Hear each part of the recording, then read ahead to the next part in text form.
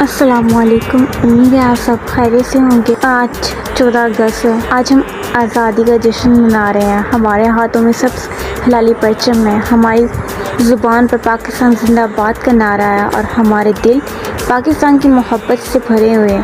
لیکن آج میں جشن کے درمیان آپ سب سے ایک سوال پوچھنا چاہتی ہوں، کیا ہم واقعی آزاد ہیں؟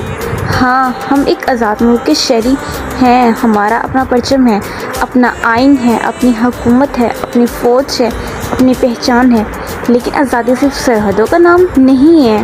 آزادی اس وقت مکمل ہوتی ہے جب انسان اپنے ہی ملک میں محفوظ ہو، اسے انصاف ملے، اسے عزت کے ساتھ جینے کا حق حاصل ہو۔ آج ہم کشمیر کی بات کرتے ہیں تو ہمارے دل میں ایک درد پیدا ہوتا ہے۔ وہاں رہنے والے کشمیری بھی اپنے حق، امن اور آزادی کی امید رکھتے ہیں۔ ہم کشمیر کو صرف نقشے پر موجود ایک خطہ نہیں سمجھتے، وہاں بھی مائیں ہیں، بہنیں ہیں، بچے ہیں، خاندان ہیں۔ ہمیں ان کی درد کو محسوس کرنا چاہیے۔ لیکن آج ہمیں اپنے ملک کے اندر ہی جھانکنا ہوگا۔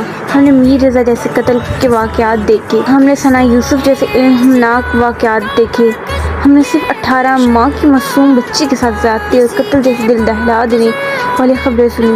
سوچیے، ایک 18 ماہ کی بچی جس عمر میں اس دنیا کی برائیوں کا علم بھی نہیں ہوتا، اسے صرف محبت، حفاظت اور ماں کی گود چاہیے ہوتی ہے۔ اگر ہمارے ملک میں ایک معصوم بچی محفوظ نہیں تو ہمیں خود سے سوال کرنا چاہیے، ہماری آزادی کہاں ہے؟ یہ سوال پاکستان کی محبت کے خلاف نہیں، بلکہ حقیقت یہ ہے کہ پاکستان سے محبت کا مطلب یہ ہے کہ ہم اس کی خامیوں کو بھی تسلیم کریں اور انہیں بہتر بنانے کی کوشش کریں۔ اسی طرح بلوچستان کا مسئلہ بھی ہمارے لیے صرف ایک سیاسی موضوع نہیں ہونا چاہیے۔ بلوچستان میں پاکستان کا حصہ ہے، وہاں رہنے والے لوگ بھی ہمارے اپنے ہیں۔ ان کے مسائل، محرومیاں، روزگار، تعلیم، امن اور حقوق کی بات سننا بھی ضروری ہے۔ کسی بھی ملک کی ترقی سے بڑے بڑے منصوبوں، بلند عمارتوں اور سڑکوں سے نہیں ہوتی۔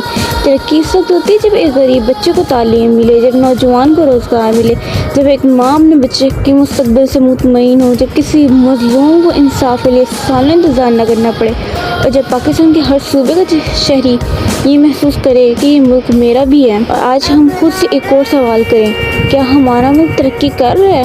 ہاں، پاکستان نے بہت سی مشکلات کے باوجود ترقی کے کئی میدانوں میں کامیابی حاصل کی، لیکن کیا اتنا کافی ہے؟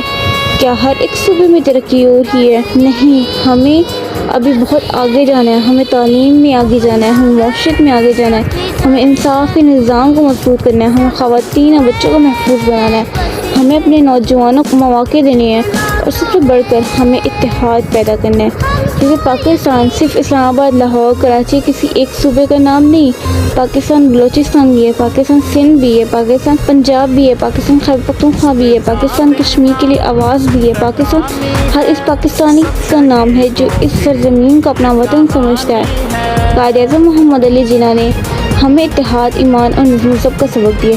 تو آج 14 اگست کو ہمیں صرف ماضی قربانی کو یاد نہیں کرنا، بلکہ اپنے مستقبل کی ذمہ داری بھی قبول کرنی ہے۔ ہمیں ایک ایسا پاکستان بنانا ہے جہاں کسی ماں کو اپنے بچے کے لیے خوف نہ ہو، جہاں کسی بیٹی کو اپنی حفاظت کے بارے میں فکر نہ ہو، جہاں کسی مظلوم کو انصاف کے لیے دروازے نہ کھٹکھٹانے پڑے کہ کب انصاف ملے گا یا وہ بھی نہ مل سکے، جہاں بلوچستان کا نوجوان خود کو محروم محسوس نہ کرے، جہاں کشمیر کے لیے ہماری آواز مضبوط ہو، اور جہاں پاکستان کی ترقی کا فائدہ صرف چند لوگوں کا نہیں بلکہ عام پاکستانی کو بھی ملے۔